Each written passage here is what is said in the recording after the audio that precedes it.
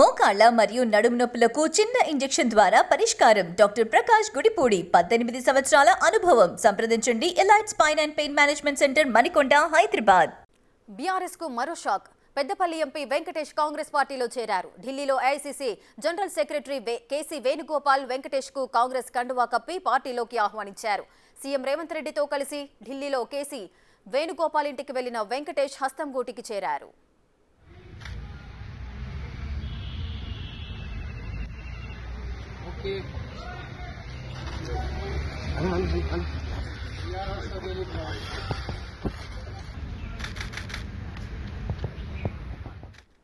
తెలంగాణలో బీఆర్ఎస్ ఓడిపోయి కాంగ్రెస్ అధికారంలోకి వచ్చాక ఇటీవల చాలా మంది బీఆర్ఎస్ ఎమ్మెల్యేలు సీఎం రేవంత్ రెడ్డిని కలిశారు. దాంతో బీఆర్ఎస్ అధిష్టానం ఒక్కసారిగా ఉలిక్కిపడింది.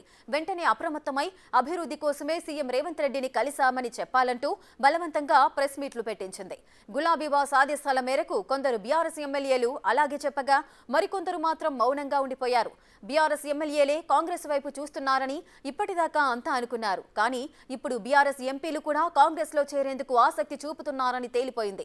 పెద్దపల్లి ఎంపీ వెంకటేష్ హస్తంగూటికి చేరడమే దీనికి నిదర్శనం.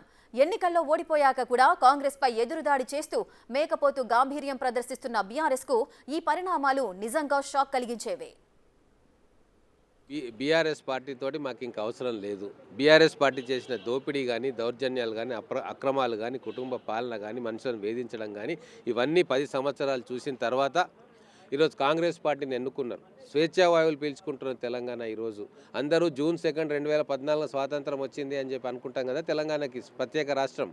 కానీ ఆ రోజు భావన 3 నెలల మురిపమే అయిపోయింది. ఎప్పుడైతే కేసీఆర్ గారు సీఎం అయిపోయినో దౌర్జన్యాలు స్టార్ట్ అయిపోయినాయి. మళ్ళీ డిసెంబర్ 3వ తారీఖు కాంగ్రెస్ పార్టీ గెలిచిన తర్వాత, ప్రజాప్రభుత్వం ఏర్పడ్డ తర్వాత నిజమైన తెలంగాణ ఇట్లుంటుందా అని చెప్పి ప్రజలు ఆనందంగా దాన్ని ఆస్వాదిస్తూ ఉన్నారు.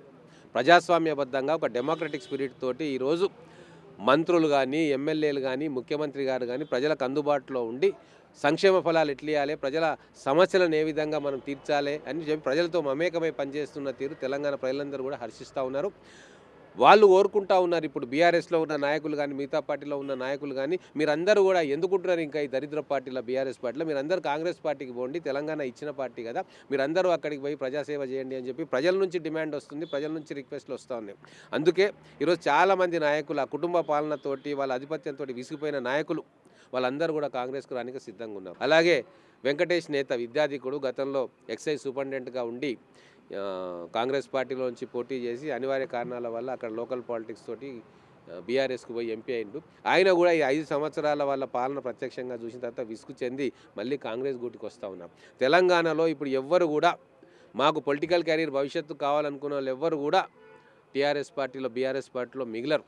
ప్రజలు కూడా అదే కోరుకుంటున్నారు. రాబోయే రోజుల్లో ఇంకా చాలామంది నాయకులని కాంగ్రెస్ పార్టీ తీసుకుంటుంది, వాళ్ళకు తగిన బాధ్యతలు అప్పచెప్తుంది. మా లక్ష్యం ఒకటే, 17 పార్లమెంట్లు మేము తెలంగాణ రాష్ట్రం నుంచి తీసుకొచ్చి రాహుల్ గాంధీ గారి నాయకత్వాన్ని బలపరిచి ఇక్కడ బీజేపీ ప్రభుత్వాన్ని గద్దెదించి కాంగ్రెస్ ప్రభుత్వం ఎక్కియాలన్న తపనతోటే కాంగ్రెస్లోని ప్రతి కార్యకర్త కూడా పనిచేస్తూ ఉంది.